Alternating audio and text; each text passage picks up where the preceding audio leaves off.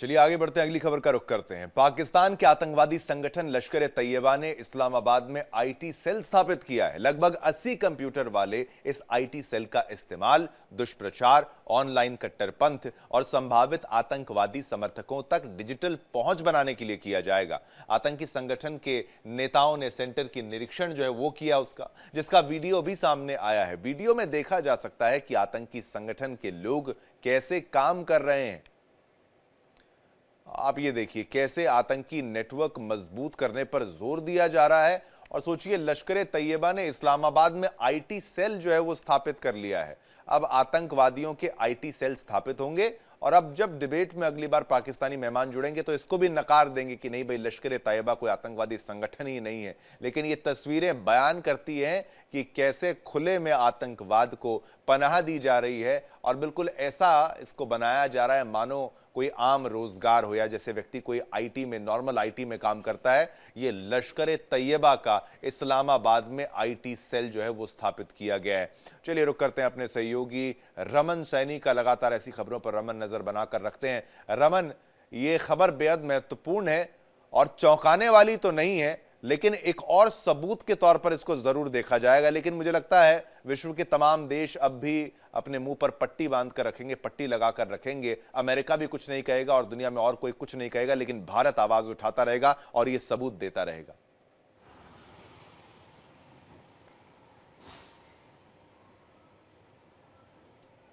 रमन, एक बार अपना सवाल रमन दोहराएंगे प्लीज। रमन, ये मेरा प्रश्न आपसे है कि इस तरीके की तस्वीरें एक सबूत के तौर पर होती हैं, लेकिन विश्व पटल इसको फिर भी दरकिनार कर देता है क्योंकि उनको जरूरत है पाकिस्तान की। लेकिन भारत इस वीडियो का इस्तेमाल करेगा और विश्व पटल पर इसको रखेगा। कितने बड़े सबूत के रूप में यह माना जाए?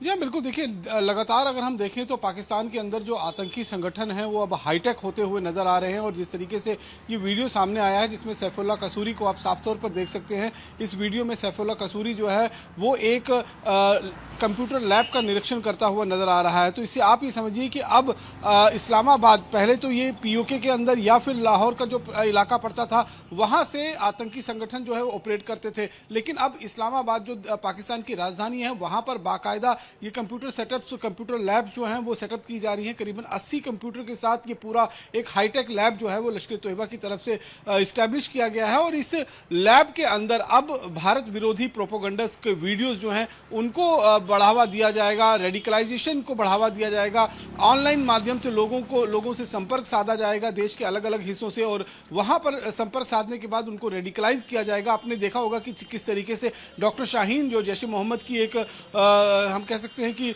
लखनऊ में रहती थी, लेकिन डॉक्टर जैश ए मोहम्मद की जो मोमिनात उनका ग्रुप बना हुआ था लेडीज का, उसको उसने ज्वाइन किया था। और बाकायदा जो एक भारत के अंदर इस तरीके की गतिविधियों को और बढ़ावा देने की कवायद जो है वो लगातार की जा रही थी। लेकिन अब ये जो वीडियो सामने आए हैं ये अपने आप में एक सबूत के रूप में है कि किस तरीके से वहां पर हाईटेक जो तरीका है उसको अपनाया जा रहा है अब आतंकवाद को प्रस्तावित करने के लिए, आतंकवाद को बढ़ावा देने के लिए। और ये खतरा सिर्फ भारत के लिए नहीं है, ये खतरा विश्व भर के लिए है, क्योंकि इंटरनेट की रीच अगर आप देखेंगे तो वो असीमित है, उसकी कोई सीमा नहीं है। वो कहीं पर भी बैठकर आपको किसी को भी जो है वो रेडिकलाइज कर सकते हैं। तो ये वीडियो जो सामने आया है इससे आप स्पष्ट अंदाजा लगा सकते हैं कि किस तरीके से पहले हमने देखा कि जो जैश ए मोहम्मद का महिला विंग तैयार हुआ था जिसमें जमातुल मोमिनात नाम से उस संगठन को तैयार किया था, जिसमें खुद सादिया अजहर जो बहन है मौलाना अजहर मसूद की, उसकी देखरेख में सारा जो है उस